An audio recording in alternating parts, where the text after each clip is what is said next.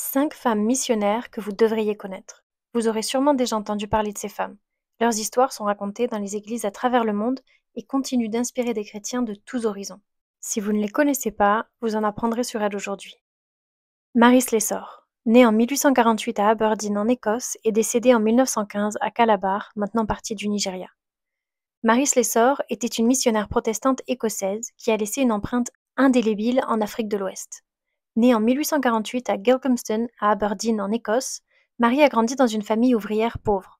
La deuxième de 7 enfants, son père était cordonnier et alcoolique, et sa mère tisserande qualifiée et profondément religieuse.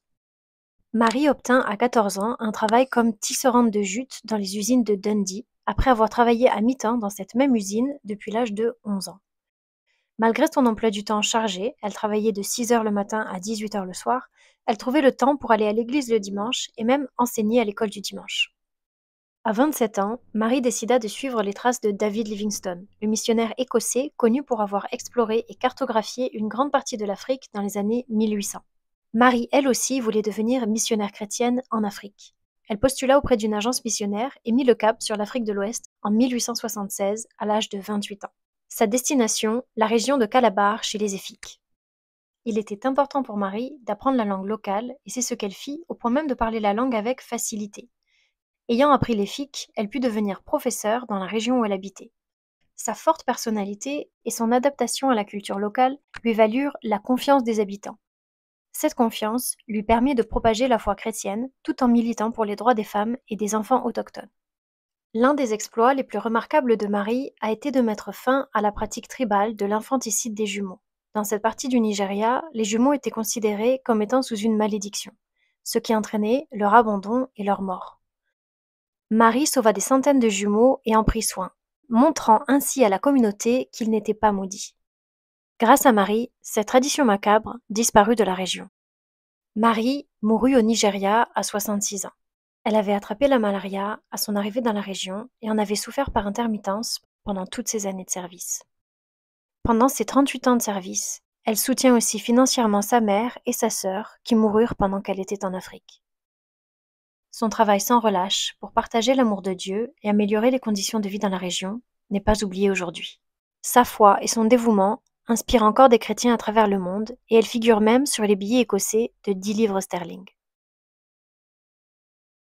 Amy Carmichael, née en 1867 à Mill Isle, en Irlande du Nord, et décédée en 1951 à Dohnavur, en Inde.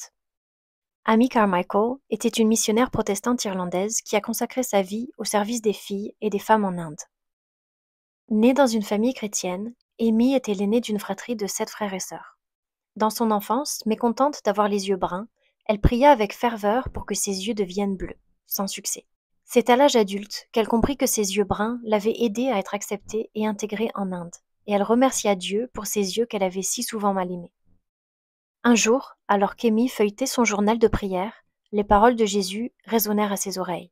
« Allez, faites de toutes les nations des disciples. » Matthieu 28, 19. Elle sentit que le Seigneur l'appelait à servir comme missionnaire à l'étranger. À la Convention de Keswick de 1887, elle entendit Hudson Taylor, fondateur de la China Inland Mission, parler de la mission en Chine. En 1892, elle se porta volontaire pour aller en Chine intérieure avec China Inland Mission. Mais elle fut refusée pour des raisons de santé. Elle souffrait de névralgie. Ce premier échec ne la stoppa pas puisqu'elle partit par la suite au Japon avec une autre agence missionnaire. Mais ses problèmes de santé et ceux de sa mentor l'obligèrent à rentrer au Royaume-Uni. Cet autre échec ne la stoppa pas non plus. Et en 1895, à 27 ans, elle arriva dans le sud de l'Inde, où elle allait passer les 56 prochaines années de sa vie. Amy fonda la Dohnavur Fellowship, un orphelinat et une mission chrétienne, et elle ne retourna jamais en Irlande. Malgré toutes ces années de réorientation, Amy continua à poursuivre son appel d'aller faire des disciples de toutes les nations, trouvant enfin sa place dans la mission en Inde. Le travail d'Amy était principalement axé sur les filles et les jeunes femmes. Un jour, le Seigneur amena mystérieusement à Amy une jeune fille nommée Prina qui avait échappé de la prostitution dans un temple hindou. Amy s'occupa de la jeune fille, mais fut menacée par ceux qui voulaient qu'elle retourne au temple. Grâce à cette jeune fille Prina, Amy découvrit ce sinistre business. En Inde, une coutume de l'époque était de forcer les jeunes filles à la prostitution sous couvert de rituels religieux. coutume qu'Amy fit tout pour faire arrêter. La mission qu'elle fonda, la Dohnavur Fellowship, visait à sauver les enfants du trafic dans les temples hindous. Sa croyance était que chaque vie comptait, peu importe ce que les normes sociales et religieuses disaient. La Dohnavur Fellowship devint l'œuvre de toute une vie pour Amy. Elle s'occupa des orphelins, éduqua les filles et par la suite accueillit aussi les garçons, les enfants des prostituées des temples. À l'âge de 63 ans, Amy subit un accident catastrophique alors qu'elle visitait un chantier de construction. Elle se cassa la jambe, la cheville et se torda la colonne vertébrale. Après son accident, elle resta alitée jusqu'à sa mort 20 ans plus tard. Paralysée par ses douleurs et ne pouvant plus continuer son ministère habituel, elle se tourna alors vers l'écriture. Ses écrits, au nombre de 35 livres au total, relatent ses expériences, ses défis et ses victoires. Ses poèmes et ses chants reflètent sa profonde spiritualité et son amour pour Jésus-Christ. L'héritage d'Amy perdure à travers les vies qu'elle a touchées et l'impact spirituel qu'elle a laissé. L'engagement indéfectible d'Amy envers l'Évangile continue d'inspirer les générations. Gladys Aylward, née en 1902 en Angleterre et décédée en 1970 à Taïwan. Gladys Aylward était une missionnaire protestante en Chine et à Taïwan. Gladys venait d'une famille anglaise pauvre. Ses parents étaient postiers et elle travailla comme domestique dès son adolescence à l'âge de 14 ans. Gladys reçut l'appel de Dieu à la mission en Chine alors qu'elle était une jeune femme. Elle avait entendu parler du travail de Hudson Taylor et de la China Inland Mission et postula. Mais elle fut finalement rejetée en raison de son faible niveau d'éducation. On pensait qu'elle ne serait pas capable d'apprendre la langue chinoise. Elle continua à prier, à lire sur la Chine et à économiser l'argent qu'elle gagnait en tant que domestique, jusqu'à ce qu'elle entende parler d'une vieille dame nommée Jean Lawson, missionnaire en Chine qui avait besoin d'une assistante. Mais Gladys n'avait pas assez d'argent pour voyager par mer. Alors contre l'avis de beaucoup dans son entourage, elle prit un train à travers la Sibérie. À cette époque, la région était en guerre et elle fit face à de nombreuses difficultés. Dieu l'emmena en Chine saine et sauve par de nombreux miracles. À Yangcheng, en Chine, Gladys travailla dans l'auberge des Huit Bonheurs avec Jean Lawson. Cette auberge accueillait non seulement les voyageurs, mais elle devint également un lieu où Amy parlait de Jésus à une population qui n'avait encore jamais entendu parler de lui. Ces voyageurs transmettaient ensuite le message de l'Évangile où ils allaient. Après la mort de Jean Lawson, Gladys continua le travail avec leur cuisinier traducteur. Mais les changements ne s'arrêtèrent pas là. Le gouvernement chinois lui confia la tâche d'inspecter les pieds des jeunes filles dans les villages environnants. Le bandage des pieds était une pratique chinoise courante qui causait des infections et des problèmes de santé. Le gouvernement chinois avait interdit cette pratique et engagé Gladys en tant qu'inspectrice. Gladys eut alors l'occasion de voyager et de parler de Jésus dans tous les villages environnants. Lors de ces voyages, elle remarqua des choses inquiétantes. Elle trouva des orphelins errants et affamés sans personne pour s'occuper d'eux. Elle commença à les ramener à l'auberge pour prendre soin d'eux. En 1936, elle devint citoyenne chinoise et on lui donna le surnom de Eiwide, qui signifie la vertueuse. Les gens de la région l'aimaient beaucoup pour son dévouement vers les plus faibles. En 1938, le Japon envahit la région et Gladys fit face à un défi encore plus grand. Elle guida les 100 orphelins de l'auberge à travers des montagnes dangereuses afin qu'ils soient tous en sécurité. Quand ils arrivèrent, elle était malade et souffrait de malnutrition. Elle ne retrouva jamais sa pleine santé et dut retourner en Angleterre. Pendant 10 ans, elle parla dans les églises sur les besoins de l'Évangile en Chine. Lorsqu'elle tenta de retourner en Chine, le gouvernement communiste qui était arrivé au pouvoir pendant son absence lui refusa l'entrée. Elle alla à Taïwan où elle créa un orphelinat et vécut ses jours au service des autres jusqu'à sa mort en 1970. Gladys Aylward s'éteignit à Taipei, à Taïwan, laissant derrière elle un héritage qui transcende les frontières et le temps. Sa vie est le témoignage que dans les mains de Dieu, une petite femme peut faire une grande différence dans la vie des autres. Corrie ten Boom, née en 1892 à Haarlem, aux Pays-Bas, et décédée en 1983 en Californie, aux États-Unis. Corrie ten Boom, chrétienne protestante néerlandaise, est connue pour avoir survécu au camp de concentration nazi et pour avoir pardonné aux soldats qui permit la mort de sa sœur. Née en 1892 aux Pays-Bas, dans une famille chrétienne qui tenait une horlogerie, Corrie grandit avec un grand frère et deux grandes sœurs. Pendant la Seconde Guerre mondiale, leur maison devint un refuge pour les Juifs qui cherchaient à échapper aux nazis. Tragiquement, la famille ten Boom fut finalement arrêtée et Corrie et sa sœur Betsy furent envoyées dans le camp de concentration pour femmes de Ravensbrück en Allemagne. Là, les sœurs organisèrent des services religieux après les dures journées de travail en utilisant une Bible qu'elles avaient réussi à introduire clandestinement. De nombreuses prisonnières se convertirent au christianisme. Mais après 11 mois dans ce camp de concentration, la sœur de Corrie, Betsy, mourut, succombant à la maladie et aux conditions difficiles. 12 jours plus tard, Corrie fut libérée. Par la suite, on lui dit que sa libération était due à une erreur administrative et qu'une semaine plus tard, toutes les femmes de son groupe d'âge avaient été envoyées aux chambres à gaz. Corrie rentra chez elle en plein milieu de la famille néerlandaise de 44.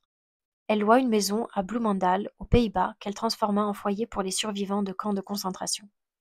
Et dans l'esprit d'amour et de pardon pour lequel Corrie ten Boom s'est fait connaître dans le monde entier, ce centre hébergea et soigna par la suite les Néerlandais démunis qui avaient collaboré avec les nazis pendant la guerre. Après la guerre, Corrie parcourut le monde pour partager son histoire. Elle tint des conférences dans plus de 60 pays. En 1946, à l'âge de 53 ans, Corrie retourna en Allemagne. Dans une église à Munich où elle partageait son histoire, un homme s'approcha d'elle à la fin de sa présentation.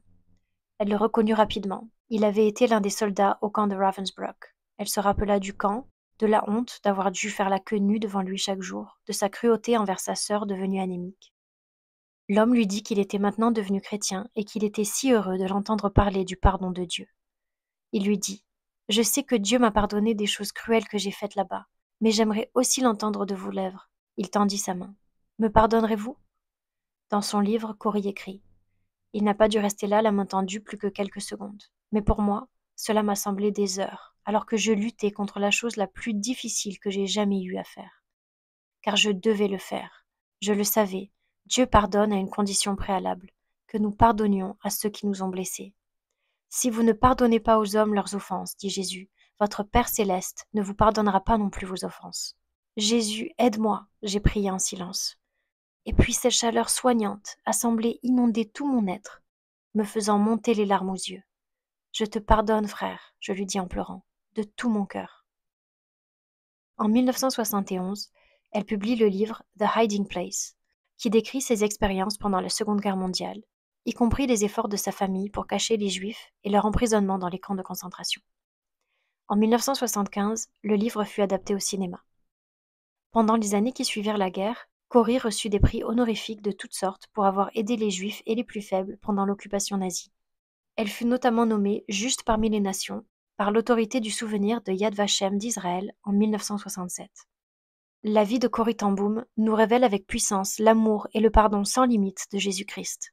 Dans les épreuves, la souffrance et les cicatrices, Christ est glorifié, lui qui est fort quand nous sommes faibles. Elisabeth Elliot, née en 1926 à Bruxelles, en Belgique, décédée en 2015 aux États-Unis. Elisabeth est née en Belgique où ses parents étaient missionnaires. Avant ses 1 an, ils déménagèrent en Amérique. Sa famille s'agrandit en Amérique et Elisabeth devint l'aînée de 4 jeunes frères et d'une sœur. Elle fit ses études avec brio à la prestigieuse université de Wheaton College, où elle étudia le grec classique dans le but de traduire le Nouveau Testament dans une langue autochtone. C'est là qu'elle rencontra Jim Elliot, un chrétien passionné qui avait à cœur d'atteindre les tribus encore non atteintes par l'évangile du Christ.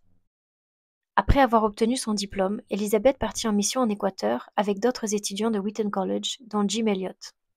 En 1953, Jim et Elisabeth se marièrent à Quito et continuèrent à servir en Équateur. Ils eurent une fille, Valérie. En janvier 1956, Jim fut tué à coups de lance avec 4 de ses amis missionnaires alors qu'il tentait de prendre contact avec la tribu Oka. Leur fille Valérie avait alors 10 mois. Elisabeth refusa d'abandonner le travail auprès des tribus d'Équateur. Elle continua à vivre dans la région avec sa fille et Rachel Saint, la sœur d'un autre missionnaire tué par la tribu. Elles vécurent 2 ans dans la tribu Quichua. Dans cette tribu vivaient 2 femmes Oka, la tribu qui tua son mari, et ces femmes enseignèrent leur langue à Elisabeth et Rachel. Ces femmes missionnaires purent par la suite se rendre dans la tribu Oka et nouer des relations avec eux. En vivant au sein de la tribu, elles démontrèrent leur amour et le pardon de Dieu et purent leur parler de l'évangile du Christ. Les membres de la tribu se convertirent à Christ, et Rachel et Elisabeth traduisirent la Bible dans la langue Oka. Leurs efforts changea aussi la perception que la tribu avait des étrangers. Durant ces années dans la tribu, Elisabeth écrivit 2 livres relatant ses expériences et celles de Jim avec les tribus d'Équateur. En 1963, après avoir passé plusieurs années avec les Oka, Elisabeth et sa fille partirent vivre en Amérique.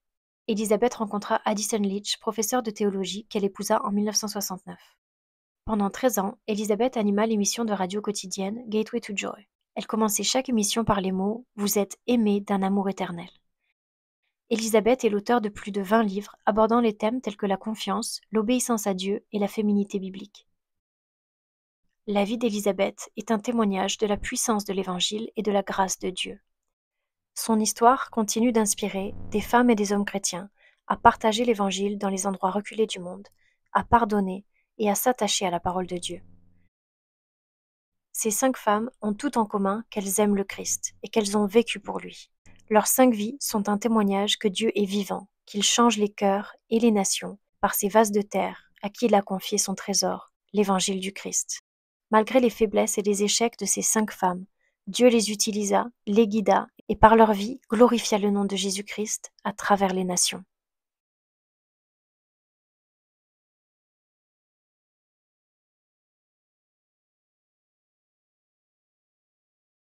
Merci d'avoir suivi cette vidéo.